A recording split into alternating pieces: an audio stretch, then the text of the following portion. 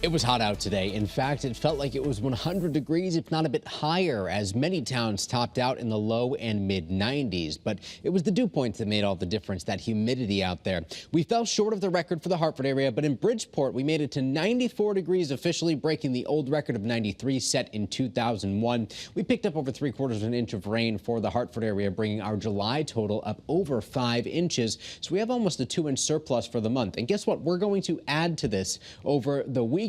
Beautiful tomorrow with high pressure in control, a nice bright day. But as it moves offshore, we start to see a warm front approach, and eventually this lifts overhead on Sunday. We'll likely see some showers developing Sunday morning. We could even see a period of perhaps steadier rain briefly. And in the evening, when the cold front crosses through, we'll have to watch very closely to see if that allows for any thunderstorms to develop. So rain is likely. Strong storms could be possible if we see redevelopment in the afternoon and evening. So Sunday's a first alert weather day. If you download the free first alert weather app, you'll get updates sent to your phone based on your location. It'll let you know if there's lightning headed your way. Certainly a great resource to have on hand.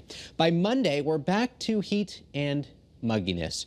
Moderate to major impacts expected from the heat risk on Monday, but by Tuesday, it's major impacts expected statewide. So we start to see the heat build early next week. Monday, a first alert weather day, as heat index values reach 95 to 100. But Tuesday, we're focused on near record levels of warmth. Heat index values 100 degrees, perhaps even a little bit higher, very similar to what we experienced today. So not only do we see impacts to outdoor plans both days, but Tuesday also brings back the risk for some heat-related illness. So you'll certainly have to keep an eye on your pets, spending time outdoors, trying to avoid strenuous activity and staying hydrated. The record for the Hartford area on Tuesday, July 29th, is 96. That was set in 1933. Bridgeport's record is also 96, set in 2002. We'll be close. We're within striking distance in both locations, so we'll be watching that very closely as the forecast evolves. Right now, our front that moved through earlier today and brought those strong to severe storms is well offshore. To our north, temperatures starting to drop a bit, and eventually this relatively cooler air will work its way into Connecticut. But of course, we're looking for relief from the humidity, too. It may take a little while for that to actually take hold. By the time we wake up tomorrow morning, you'll be able to feel the difference in the air, though. First alert live radar scanning clear and dry. Our ICAM view right now in Torrington will take you to the northwestern part of the state.